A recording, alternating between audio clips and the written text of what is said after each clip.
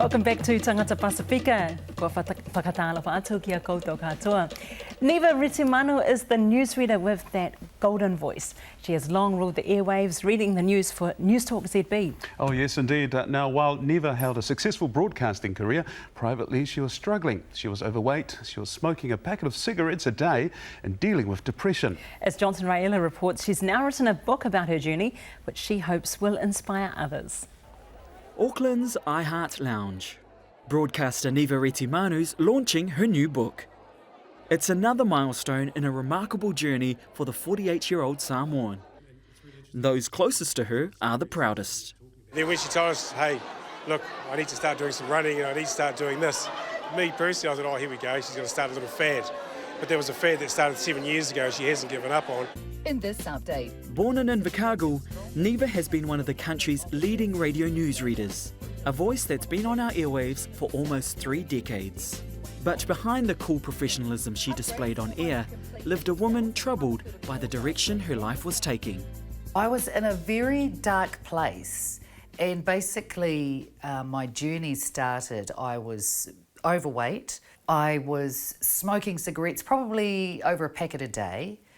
I was drinking alcohol a lot. I lived on takeaways. Party animal. All of a sudden, I hit rock bottom. I was in denial about my weight gain, and one day I sat on the couch and I was just bent over to tie my laces, and I was just so big. My stomach was in the way, and I thought, oh my gosh, my guts, what is going on here?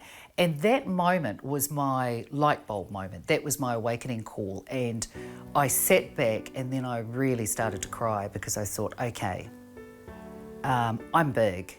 Neva's salvation came in the form of exercise, particularly marathon running.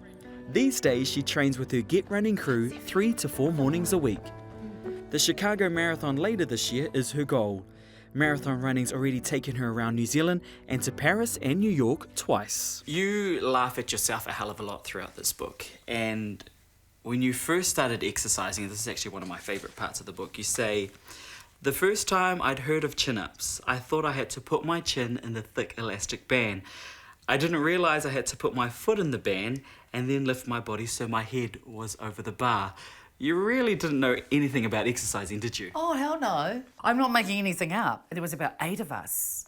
This is now, you know, the chin-ups. And then when I went over towards it, and I just go, what are you doing? I was going, my chin up. And he goes, it's the foot, not the chin. And I was like, oh my gosh. Even though I'm in my 40s, and that's the first time I've heard about these chin-ups. Neva's newfound love for running is no laughing matter. She has become an ambassador for Achilles New Zealand, a charity that provides athletic opportunities for Kiwis with disabilities. The final page of the book reads, this isn't a phase I'm going through. I'm not going to wake up one morning and go back to my old life. I'm in this for the long haul. So what things have you put in place to make sure you don't go back? Goals. I think that's one of the key things. It's about setting goals. The main thing is just to keep the momentum going, but the goal setting is the one that's really kept me going. Momentum that's been truly inspirational.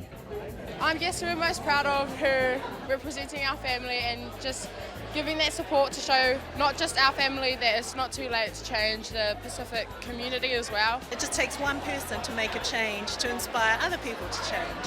And I feel Neva's really done that. Yeah.